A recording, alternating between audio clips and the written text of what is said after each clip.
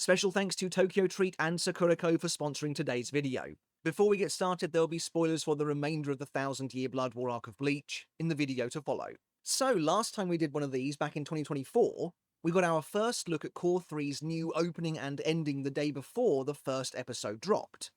And, well, that didn't happen this time around. In fact, for me, the opening and ending were the only parts of the new episode I could genuinely react to, as I hadn't seen them until the episode arrived, along with everyone else, whereas I'd seen all of the episode itself beforehand in the cinema. And if you haven't yet checked out my live discussion, which also does include a live reaction to the new opening and ending, then make sure to go and check that video out too. And I have to say, as I was watching the new opening and ending, I was quite impressed. But more importantly than that, I was pretty excited as well, as there were a few things here and there that really caught my eye, including a couple of standout moments that I was genuinely surprised to see, and that I think portend good things to come for the final core. Now obviously, as I was in the midst of watching the episode itself, I couldn't spend any real time on the opening and ending, even though they gave me much to think about. Well, today, as a follow-up to that last video, I want to dive into them both in greater detail, moving through the opening and ending shot by shot to unravel their secrets, their references, and more, to see if I missed anything, and to see what they might reveal about the future of the Calamity. Before we dive into that, one of the best ways to support the channel if you want to do so is through Patreon, the link to which you can find in the description below. You get your name in the credits of every single video, you get videos free of YouTube ads, and by the looks of things, you're going to also get the unadulterated, mostly unedited live reactions as well, as it was very, very difficult, nigh on impossible to get it through the YouTube bot the other day, so it looks like Patreon is going to be the place to go if you want to see the episode in most of its glory. It's a great place to support the channel, it does help out enormously, and it really does mean a lot. Now, before we dive into the analysis, first a word from today's sponsor. Summer is well and truly here, and so this month Tokyo Treat and Sakurako are celebrating some of Japan's wonderful and iconic natural settings. From Okinawa's beachside paradise in Tokyo Treat, to the historical grandeur of Mount Fuji, perhaps the country's most famous landmark in Sakurako. Tokyo Treat is an exclusive monthly snack box packed to the brim with a selection of fun and limited edition sweets. This time we are journeying to Okinawa as part of the Okinawa Snack in Paradise theme to enjoy tropical flavors and summer vibes, which feel completely at home as part of Tokyo Treat. Some of the snacks included this month are strawberry cheesecake Kit Kats, juicy pineapple gummies, high-size sweet potato pie, and more. Let's crack open the strawberry cheesecake Kit Kats first, which also have a picture of some ice cream on the front, which is just a win-win. Is this ice cream or is this cheesecake? Well, fear not, because as always, the included cultural booklet holds the answer, and it turns out that these Kit Kats are ice cream inspired, but cheesecake flavour. I mean, in all seriousness, you can't go wrong with a Kit Kat that tastes like that. A strawberry cheesecake flavoured Kit Kat inspired by ice cream is a sentence of the gods, and to be honest, this is extraordinarily nice. And exactly the kind of Kit Kat that we really should be doing here in the UK, but we just don't. It's no wonder these go down so well with the people that we share them with. Well, apparently I've completely totaled the bag, but up next we have the konjac jelly mango flavour. On the front here it says the power of konjac, plus dietary fibre. It actually instructs you how to eat this on the back, and I did not read the instructions, but it says, how to eat, never swallow before chewing. Good advice. Eat chewing, eat little by little, carefully pushing up the bottom of the jelly pouch. I didn't really do that, but I seemed to be okay, and it tasted very nice. Meanwhile, Sakurako whisks us away to Japan's most famous mountain as part of the Discovering Mount Fuji theme, bringing the flavours of the Yamanashi prefecture to your very own doorstep. This curated box includes a variety of regional treats, including Yamanashi peach jelly, Mount Fuji warabi mochi, Mount Fuji ryokucha tea, and more. Plus, of course, the month's included tableware item, which is a Mount Fuji tenugui. This really is a beautiful piece of packaging, I've got to be honest with you, and it's not just because blue is my favourite colour. Look, I can always go in for a dorayaki, and this is an omotenashi dorayaki. It's filled with sweet red bean paste, and it's going to be delicious. The best endorsement I can give is that prior to working with Tokyo Treat and Sakurako many years ago now, you know, I had never tried most of these Japanese treats, dorayaki being one of them, and this really is one that I have taken away as something I genuinely really enjoy and will seek out, and it really is very, very tasty. And finally, I couldn't pass this one up because the packaging is really exquisite. This is the Mount Fuji warabi mochi. I mean, look at the colour of this thing. It's like we've taken some of the Okinawan coastal water and turned it into a jelly. It's very nice and it does taste like ramune. And actually, despite being a jelly, it's vegetarian friendly. Okay, but that's it for August's boxes. A big thanks, as always, to Tokyo Treat and Sakurako for supporting the channel. If you'd like to pick up these boxes and experience some of the taste of Japan for yourself, and enjoy them from the comfort of your own home, then visit the link in either the description or the pinned comment down below, and use my code TOMO for an exclusive offer of $5 off of your first order. And not only do you save money by doing that, but you actually directly support the channel as well, so it's a big, big help. Thanks everyone, and as always, enjoy. Right, but let's just dive into this thing, and starting with the opening, it begins directly with a shot of Ichigo's mouth as he kind of sings the intro to the song. As many people have pointed out by now, the opening starts with Ichigo's mouth, while the ending begins with Orihime's mouth, which is a really nice little way of linking both the opening and the ending, but also the two characters as well. Anyway, moving on from that, we get brief glimpses of the various different factions partaking in the Battle of Varvelt. The first faction we see is the Gotei 13, with the Shinigami split down the middle. Now, I don't think it's too much of a stretch to say it's the more popular characters who get to stand at the forefront here, while the slightly less popular characters are seemingly relegated to the background. At the front we have Kyoraku leading the charge, followed by Byakuya, Hitsugaya, Kenpachi, Rukia, and Renji. Meanwhile, over in the back, we can just about make out Kensei, Mayuri, Rose, Soifon, and Shinji. Now, to be totally fair, I think Mayuri and Shinji are probably popular enough to have warranted a spot at the front, but there you go. Of course, I'm being a little facetious here, but it's clearly not just focused on the characters with big roles left to play here in the final core, though I suppose it's totally possible that as head captain, Kyoraku still has something left to do that we don't know about, and a little bit more on that later perhaps. As the characters for the Calamity flash up on the screen, we get a close-up shot of that aforementioned first half of the Gotei 13 before we move on to a second faction, Kisuke Urahara and his gang that he kind of pulled together mostly in Waco Mundo. Behind him is Yoruichi, while on the other side we see Grimjo and Nell walking along too. Technically, Riruka and Yukio should be here as well, but the idea, as far as I can tell, is that these are the factions as they currently appear in Varvelt itself, I believe.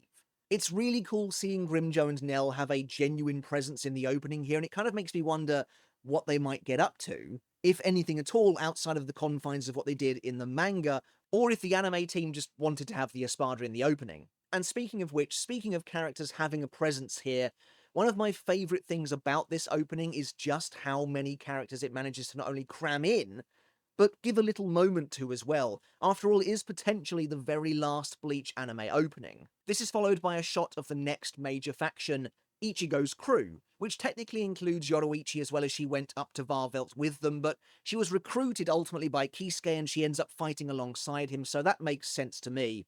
I guess Yushiro could have been here somewhere among the Gotei 13's gang, but he has already been defeated as of the end of Core 3, and more importantly, does anyone really care about Yushiro? But I really love this shot. The gang all lined up like this reminds me of Harukaze, the opening of the Lost Agent arc, but I think it's so great that we finally get a dedicated shot of them all in their final arc gear, plus Uryu, whose presence here really helps tie it together, I think. As of the end of Core 3, he's fully been unmasked now, and once again gets to take a stand alongside his friends, plus Ganju. It's especially poignant when you consider we probably won't get an actual shot like this in the anime with all of these characters together. This then caps off with a close-up of Ichigo as he looks into the camera, embers and the glow of the firelight brimming behind him.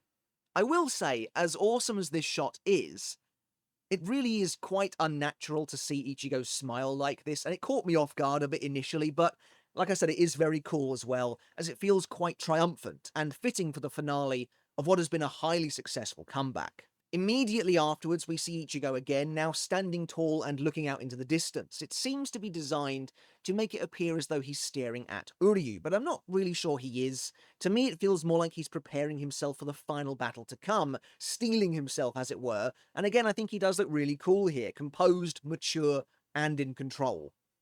Then on the other side, we see Uryu, who looks down at the Quincy cross in his hand, in my opinion, clearly contemplating his future and the future of the Quincy race, which is cool because it's a burden that used to fall to Ryuken. This is followed up by, honestly, a pretty cool shot of Chad and Ganju as they prepare to fight the Quincy statues, the camera sweeping around them. Who would have thought the statues would make it into the opening, but here we are. We then get a fantastic shot of Kenpachi holding Nozarashi in Shikai, followed by Byakuya and then Hitsugaya, of course, the three captains who are going to fight Gerard. This is then followed up with a shot of Kisuke and Yoruichi that also looks great.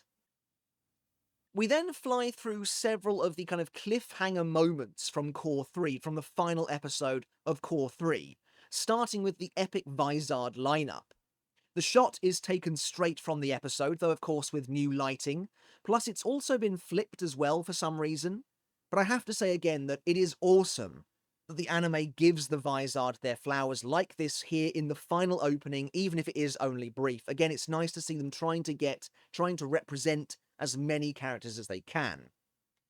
But I will say, it's going to be funny seeing this opening post episode 3, seeing this moment playing out every single week, knowing ultimately how little they managed to achieve. Unless, of course, they get back up again. I think there might be a chance of that, I'm not sure. Following the Vizard, however, we get a tantalizing glimpse of another cliffhanger, Isshin and Ryuken, also taken from the ending of episode 40 as the two of them arrive in Varvelt. This one is actually a little more bespoke. It's a totally new rendition of their arrival, and they do look really cool here. The lighting in this shot in particular goes a long way to show what this opening is trying to convey. The coming together of light and dark, but also of a fiery orange for the Shinigami and a cool icy blue for the Quincy. Of course, I'm truly hoping Isshin and Ryuken get a little more to do in this final cour than they did in the manga, though considering we now only have 9 more episodes to play with instead of the expected 12, it's getting tougher and tougher to see where they might fit in. Moving on, the team really did want to spotlight as many characters as they possibly could, as we're then shown Mayuri's lab, down in the Seirete, plastered with screens showing blaring red warning signs as we see Hyosu, Akon, Nico Kuna, and Rin, plus Yuki and Shino as well. I do wonder if this warning is meant to pertain to any kind of upcoming event, if it's meant to reference anything in particular, maybe the collapsing of the worlds, or if it's just meant to hark back to the death of the Soul King, though I kind of doubt that one, as one of the key drivers of this opening seems to be the idea that the characters are all where they kind of currently are as of the invasion into Varvelt. Everyone is moving into place, which likely means that whatever is going on here in the Research and Development Bureau is happening while the fighters are up in Varvelt. So who knows what this could be in reference to? It could be the death of the Soul King, it could be the collapsing of the worlds, or it could just be a cool visual cooked up for the opening. We're then introduced to the villains of Cour 4, kicking things off with who else but my boy Askin, who looks frankly awesome here in the opening. Starting with his finger guns, Askin, in Volstendish by the way, darts backwards away from the screen, utilising his unique Renkyaku, which again looks great. He's incredibly well drawn, to be totally honest.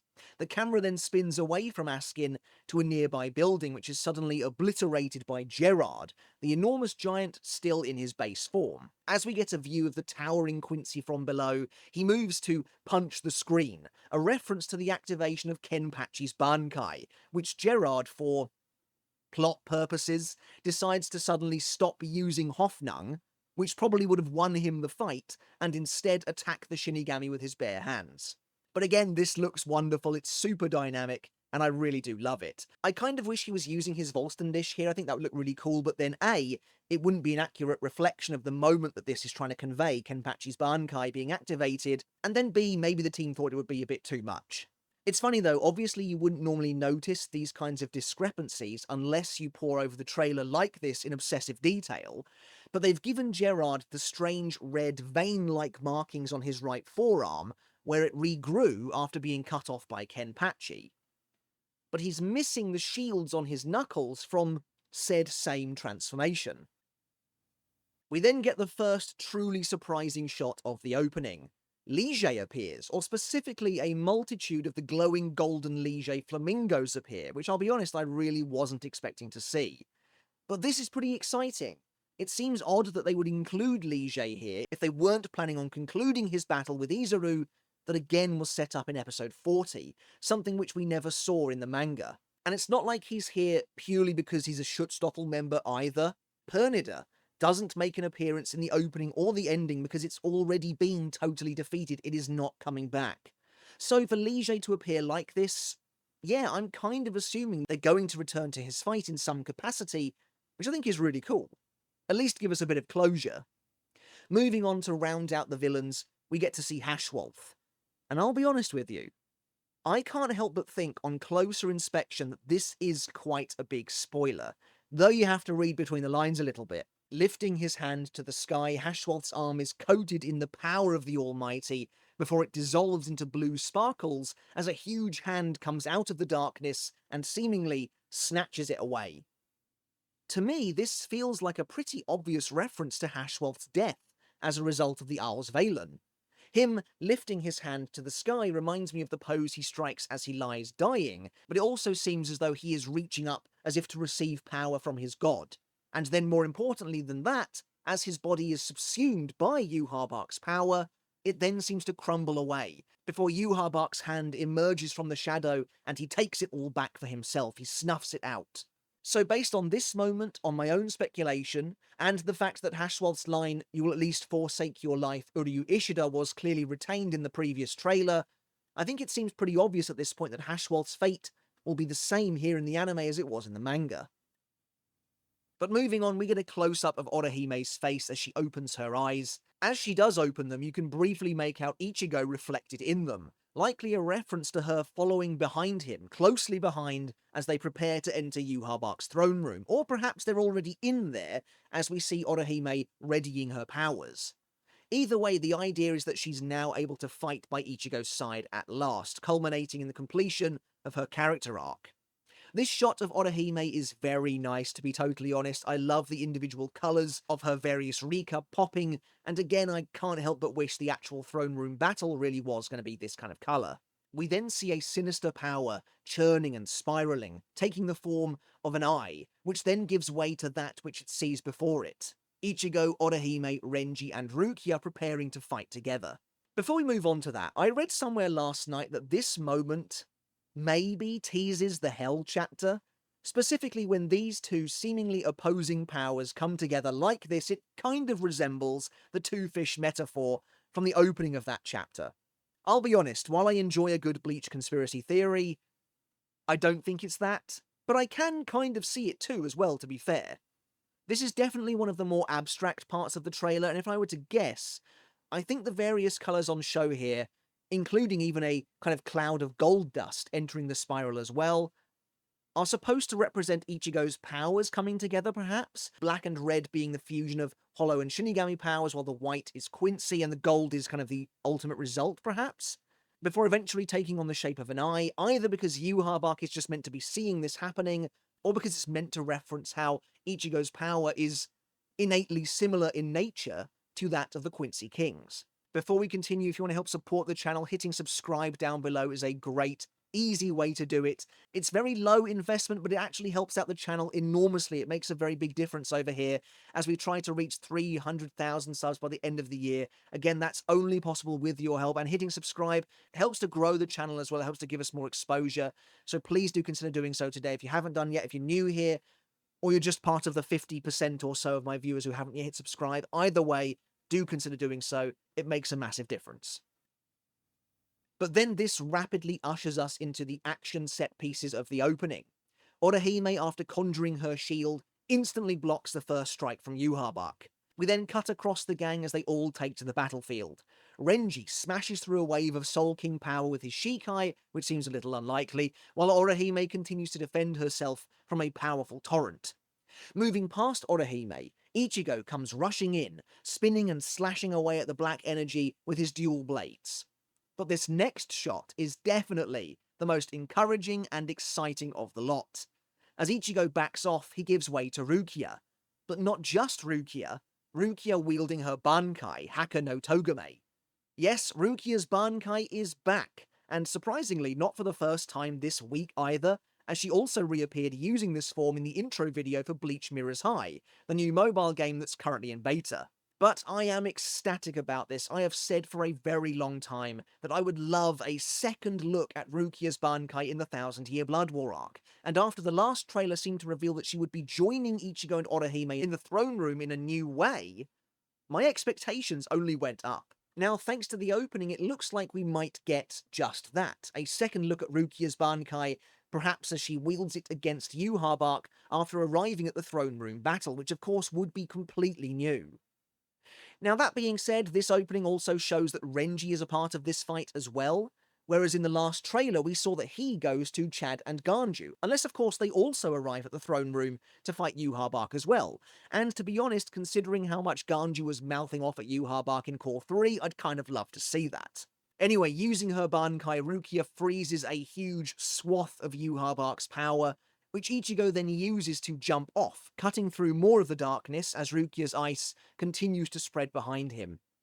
Now, with nothing in his way, Ichigo swings his blade down at Yhwach, but the Quincy King defends at the very last moment with another wave of shadowy power. Interestingly, this is our first proper look at Yhwach in the opening so far, and even then it's over in the blink of an eye, you can barely see him. We then get some shots of Uryu versus Hashwath, which, unsurprisingly, considering the amount of totally new content here, considering how the final core is essentially rewriting this fight, takes center stage here. There's a really cool shot of Hashwath's glowing red eyes as he strikes down several arrows, only to then be assaulted by a rain of light from Uryu. And as Uryu appears behind the Sternritter Grand Master and prepares to strike, we move on to the next fight. Byakuya, looking pretty cool by the way, unleashes his Shikai Senbon Zakura, and again I love the attention to detail here, something I'm going to say numerous times over the course of this next little section. But I like that Byakuya's outfit is ripped, it looks exactly the same as it does at this stage in the manga, with his Oken cloak kind of shredded at the front. It's really cool, and then we see Kenpachi locking blades with Gerard in a shot taken from chapter 667. As the two of them explode in a violent outburst of energy, the camera takes us above, shifting to reveal Hitsugaya soaring down towards the giant. In another nice detail, we can see Gerard is already now surrounded by Byakuya's Zanpakuto. As the icy captain narrowly avoids Gerard's sword swipes, he plunges his own blade into the behemoth's arm and runs it along in a wave of ice, eventually flying past the enemy and towards the screen. In another really cool blink and you'll miss it detail, Gerard's arm in the background here is now frozen solid, which if you're just watching the opening normally is not the sort of thing you're going to see, and I really appreciate that it's there. We then get a brief look at Grimjo and Nell again, with Grimjo peering down at presumably some fighting going on below, the light of the fire washing over his face, giving him a devilish grin. It looks really awesome, while Nell keeps lookout atop a nearby tower. Again, a fantastic addition, and I can't help but hope this signals the two of them are going to go and rescue Harabel from her Varvel prison. Moving on though, we get a close-up of Kisuke as he draws his blade and swings it at Askin, the Sternritter narrowly ducking underneath, which feels like a direct reference to chapter 664, right before Kisuke unleashes his Bankai. After Kisuke's swing, Yoroichi leaps in overhead, and we see Askin conjuring his Reishi staff, a pretty demented and cool expression on his face, and then from above, Yoroichi comes racing in, a powerful gold electricity building around her hands, the lighting looking amazing, this shot looking really cool, as she seemingly strikes her enemy. And of course I'm sure you've noticed by now, but since the action began, the fights have been playing out in reverse order. And I can't help but wonder if it's supposed to be Yhwach witnessing all of this happening from the moment the eye was revealed in that maelstrom of power. We then get a few more truly interesting shots to close this thing out. We see Kyoraku facing the camera, with Ukitake standing behind him, and of course this seems to reference Ukitake's death, while the ending will do so even more explicitly. But considering Ukitake is long dead by this point in the manga, I'm surprised to see him so heavily shown off in both the opening and the ending. And again, his strange survival, whatever's going on there, was another cliffhanger moment from episode 40, so it kind of seems like that will be addressed. Speaking of episode 40 cliffhangers, however, this next shot was probably the single most exciting for me personally, an opinion that's probably not shared by the masses. We see that Riruka and Yukio have picked up Ginjo and Tsukishima, and are now taking them back into Yukio's elevator box for the journey to Varvelt. In a really nice little character moment, Riruka gets mad at Tsukishima, who appears to be leaning on a bookcase, apparently for taking so long to come with them, and so he begrudgingly gets moving. Obviously, I'm incredibly excited to see this, but what's most intriguing to me is, well, I wonder if the opening is actually doing some storytelling here, if it's actually filling in some blanks that won't otherwise be in the episodes. In episode 40, which was the last time we saw them, Riruka and Yukio had travelled to Kukaku's house. Now, the anime doesn't say why, but those of us who had read the manga knew that it was to collect these characters. In the manga, we don't see how Ginjo and Tsukishima are collected, they just arrive in Varvelt, and because Yukio is with them, we just assumed that was how. So I wonder whether we'll actually see this moment in the anime, or if this is meant to be explicitly showing us how they are found and brought up.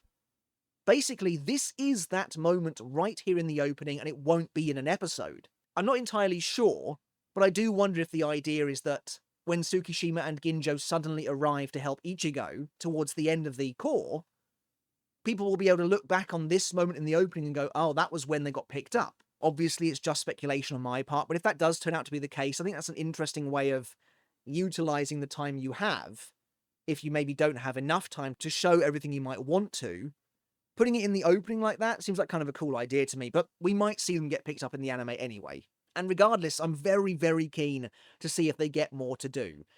They probably won't, but it's very interesting all the same, and I absolutely love to see them here. I personally love Ginjo and Tsukishima, I always have done, and so getting to see them represented here in the opening, the final Bleach opening potentially, is really great. It's awesome to see, and again goes back to that idea of them trying to give as many characters as possible their time in the spotlight. Although on the flip side of that, not every character was quite so lucky. This is clearly only the popular Fullbringers. Giriko is supposed to be here as well, but there's no sign of him. We then see Aizen, because of course he was going to be here somewhere, now free of his chair, and conjuring what must be Hado 99 Goryu Tenmetsu in the final battle against Yhwach from chapter 683. You can vaguely make out what appear to be the serpentine bodies of the dragons rising up from the ground, and I like the additional detail that the energy seems to be connecting Aizen to the ground via his hands, as Goryu Tenmetsu was revealed, I think, in Can't For Your Own World, to need to draw energy from the world around it to activate. So that's really cool. I will say I don't know how I feel about Goryu Tenmetsu being gold. I kind of get the idea it's Hado 99, presumably the strongest Hado in existence, at least of the regularly numbered ones. So it being gold, I kind of get it, it's glorious and powerful, but I feel like purple would obviously suit Aizen better, and he also isn't performing the same activation pose here as he does in the manga, but honestly this one is cooler, and he might just do that one anyway beforehand. As Aizen decimates the area around him, torrents of the Soul King's power burst out of the ground, in what kind of looks like a reference to Yhwach preparing to destroy the world again in chapter 683. I'm not sure what the relevance of some of this imagery is, admittedly. We see three torrents in particular rising up in what looks like either Yhwach's throne room or where Hashwolf is fighting Uryu. That seems kind of random to me, so I'm assuming it's the throne room, before Yhwach himself at last emerges from within them, really our first and only decent look at the main villain. I wonder if the three kind of spirals, the three torrents, are meant to reference the three worlds being collapsed by Yhwach, perhaps. I will say this is a cool, if slightly abstract, look at the main villain, considering it's the final Bleach opening, and I think this is maybe supposed to reference the fact that he is the Soul King power, or more accurately, the Soul King power is an extension of him at this point, everything connected to him in Varvelt, as we've seen with the Quincy statues and the Soldat, it is all a part of his power now. Also, it really reminds me of Kimberly's final scene from Fullmetal Alchemist Brotherhood, which was always really awesome, and so that's pretty cool as well. But as the opening comes to an end, we get a close-up of Yhwach's eye as we then see Ichigo through it, and he kind of rushes towards the camera before bringing his blade down and carving through the darkness. Despite the fact that Ichigo is wielding his Shikai here, and indeed his Bankai is absolutely nowhere to be seen in this opening, also kind of weird, this feels like a pretty explicit reference to Yhwach's death, with Ichigo cutting through the shadowy form and carving it in two, essentially carving the screen in two, revealing only white beneath. It's also possible, as Ichigo seems to kind of push through the Almighty or go beyond Yhwach Bark's eye itself to reach Yhwach Bark, that this is hinting at him somehow overcoming the Almighty or circumventing the Almighty in order to deliver that killing blow, but it's hard to know for certain. As for the ending, as mentioned earlier, this one opens with Orihime as she approaches the camera and then begins to walk forward. As she greets Ichigo, Chad, and Uryu, interestingly, the three of them are wearing their outfits from the very start of the Thousand Year Blood War arc, specifically from when they are called to Ichigo's house to discuss what's going on in Waco Mundo, making me wonder if this is maybe meant to be her imagining an alternate reality where the war never came. Though interestingly, Orihime isn't wearing her outfit from that same scene. Instead, hers seems to be from the very first episode when she and the others came to rescue Yuki and Shino. As several birds fly through the air, we then see Rukia and Renji standing back to back in a sea of swords, quite literally in a sense, which feels like a callback to the first opening to me. Again, like Ichigo and the others, they're both seen here rocking older designs, specifically the Lost Agent or early Thousand Year Blood War arc before they acquired their new power in the Royal Palace. And as such, as they both turn towards the sun, I wonder if that's meant to be a reference to them acquiring that new power, hence the Zanpakuto all around them as they search for their true potential.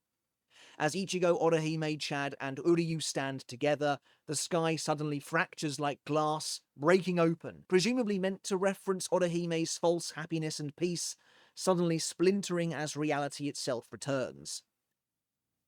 We briefly see a mass of multicolored crystal fragments sinking beneath the water's surface, the sun visible above. Again, I'm only guessing here, but I think this is a reference to Ichigo's true power, the colors of the crystals being orange or gold, red, blue, and green, which are the same colors attributed to his powers, as seen when he walks Irazu Sandor, while the visual of them being beneath the water's surface, of course, reminds me of his discussion with Old Man Zangetsu in episode 13. The water's surface suddenly clouds over, and the crystals shatter, as we then return to the conflict.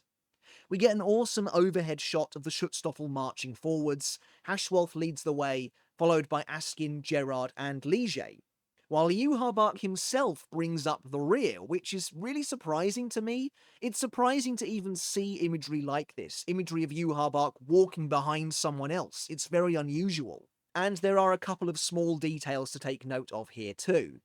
Yhwach Bark is not only again in his original design from earlier in the arc, but he doesn't even seem to have the Almighty yet, again indicating that this appears to be all taking place prior to the war truly beginning, at the very least prior to the second invasion. That being said, the other small detail seems to fly in the face of that idea. Lige, as I mentioned earlier, is present, but Pernida is not, implying again that these are the current characters with fights still ongoing, and implying that Lige will probably have some role to play here in Core 4. Anyway, as Ichigo walks forward, he leaves a footprint on the earth behind him, a reference to not just the Stories of Brave sketch from the end of the series, but the footprint motif that's been used to reference the end of the Thousand Year Blood War arc anime in general, including the one trailer that showed the journey these characters have been on so far. Here we see Ichigo actually, finally taking that next fateful step.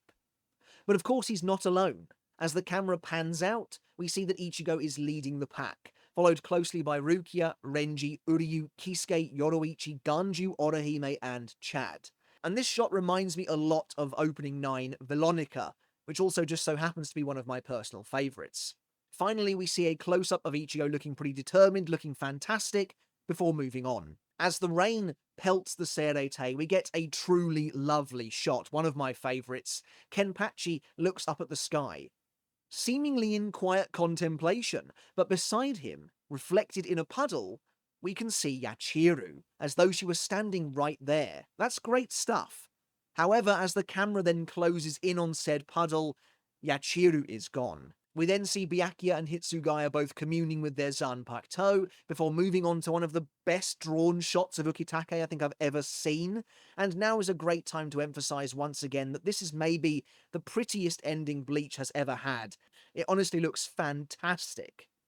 But as Ukitake smiles at Kyoraku, he then vanishes, while Kyoraku holds out his right arm, realizing that Ukitake is gone. Again, just as with the opening, it is a little surprising to see Ukitake here in such a prominent capacity. And this, more than ever, seems to confirm he will die just as he did in the manga, with the right arm being the cause of that. We then get another shot of Grimjo and Nell, including a close-up of Nell, which again I would assume implies that these two are going to get more to do than they did in the manga, but of course I could be wrong. Next we see a pair of wilted fire lilies regrowing. The fire lilies are used to represent Ichigo, both in the very first opening of the Thousand Year Blood War arc, but also in the upcoming episode, 42, where Orihime likens them to him and his heart.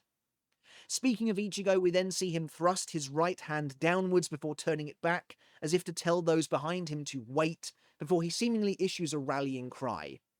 As Ichigo takes a defiant step forward and begins to swing his sword, there is a lovely visual showing his power and the origins of his power reflected in the sheen of his blade. On one side, White and Old Man Zangetsu, while on the other, Isshin and Masaki. I will say, while I love this idea, and on the whole I think it works stupendously, I think White looks pretty weird in this shot, and again it's strange to see him getting the short straw, when really he should be more relevant than ever, but I digress.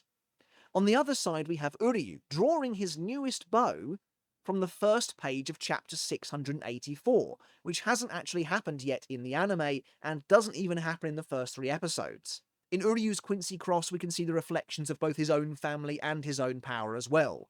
His grandfather Soken, his mother Katagiri, and his father Ryuken. However, in a particularly cool little detail, a sinister little detail, lying beneath the 3 of them, you can just about make out Yhwach own personal Quincy Cross, the one he used against Yamamoto, against Ichibei, implying of course that he lies at the centre of Uryu's powers deep beneath the surface. We then see a pair of scales, referencing Hashwealth of course, but also perhaps the balance of the 3 worlds in general, as we are given close-ups of Ichigo and Uryu's eyes, before Ichigo continues to swing his sword, bringing it around himself. Kisuke and Yoruichi are seen rocketing across the battlefield. This is followed by one of my favourite shots from the ending. An unshackled Aizen stands in the middle of a wasteland, staring up at the sky as the sun breaks through the clouds. This is obviously a reference to the end of the war, an end that Aizen himself helps to bring about, the aftermath now that peace has broken through, like the sun breaking through the clouds, and I'm hoping we'll actually see the epilogue where he is re-imprisoned. I also imagine this shot is supposed to represent Aizen realizing what it means to fight back against the world Yhwach envisioned, to prevent it from happening now that it will never come to be. The very same ideal he espouses in his final monologue from chapter 686. But it may also be a subtle reference to Kubo's own description of Aizen as a character, perhaps one of my favourite character descriptions ever, where he simply called him the gaze into the sun, which I've always absolutely adored and think it's a perfect, succinct description of the character. And finally, as the ending comes to a close, we see it at last. Ichigo's true Bankai makes an appearance. Reaching down, Ichigo picks up the blade and lifts it above his head before swinging the sword down in a massive arc of gold light, in what seems to be a clear reference to the very final battle, even if this isn't any one specific moment from the manga brought to life. So, I think I got everything, but of course be sure to let me know down in the comments if there's anything you picked up on that I didn't. As for my overall thoughts on the new opening and ending, well, it's a little too early, I would say, to give any definitive thoughts that aren't kind of influenced by how excited I am with everything going on, but I really do love them both. It kind of feels like they knocked it out of the park with these 2 final entries, and both of them are winners in my book. The ending is in the running for the most beautiful of the entire series, while the opening brings to the table the kind of opening that I love to see. Dynamic, full of action, and a great showcase of a variety of characters.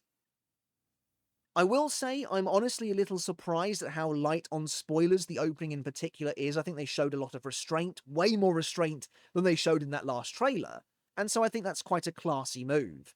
I think they've successfully captured the intrigue and excitement of what's to come, while not really revealing too much at all. And the same kind of goes for the ending too, though I do think the ending is a bit more spoilery. The ending feels a lot more ethereal to me in general. It feels very much like the calm before the storm for both sides, while the opening really throws you right into the thick of it. There's a dreamlike quality to the ending, which I think is very appropriate for the final season, and it dials in much closer to the actual heart of the story of the Thousand Year Blood War arc. While the opening is much more about the bombast, which I think is absolutely fine and pretty typical. Really, the kind of standout oddity I see with both the opening and the ending is Yuha Bark, or a lack thereof. Considering he's the main villain, Yuha Bark barely features at all in either of these. In fact, his appearance in the ending is also downright peculiar in my opinion, but I have to say I like it as well. But yeah, ultimately very few spoilers. No reference really whatsoever to Kisuke's Bankai, no sign of Kenpachi's Bankai, no sign of True Bankai Ichigo in the opening, no sign of Horn of Salvation Ichigo anywhere, which is very surprising to be honest. And really, there's nothing here that I think is explicitly new content. There are a few teasers, like I said, teasers of Rukia's Bankai, teasers of Lige's battle happening, that sort of thing. But there's nothing here that's too explicit, and again, I think that's probably a good thing. I guess to put a finer point on it, there are certainly a few things I'm interested to see come to fruition, such as Rukia's Bankai, or if there's anything new happening with Execution, but there's arguably nothing here that's as explicitly eyebrow-raising as, say, the scenes between Renji and Uryu from Opening 3, where even manga readers were left wondering what on earth that actually means. Alright everyone, but that's it for my analysis of the new opening and ending, potentially the very last opening and ending for the Bleach anime that we'll ever receive. Let me know your thoughts on the new opening and ending down in the comments, and did I miss anything in particular? I would absolutely love to know, so do please let me know down in the comments. And of course, how do the new opening and ending rank among the rest of the series for you? I'd love to know. I'm going to do that video myself at some point in the near future, once I've had some time to sit with these so I'm not quite so influenced by the fact that they are the shiny new thing. But yeah, let me know your thoughts on them down in the comments below. I'd love to read them. Alright everyone, but once again, thank you so very much for watching. Make sure to hit subscribe down below to help support the channel and videos like these during the busy season of Core 4. Now that Core 4 is finally upon us, your support is more appreciated and more necessary than ever before. Speaking of which, check out the Patreon as well to take your support for the channel that extra step further. You can get your name in the credits just like everyone is doing right now, and again, your support is greatly, greatly appreciated. It does mean the absolute world, so thank you all so very much. Alright guys, but until next time, I'll catch you later, and I'll see you then.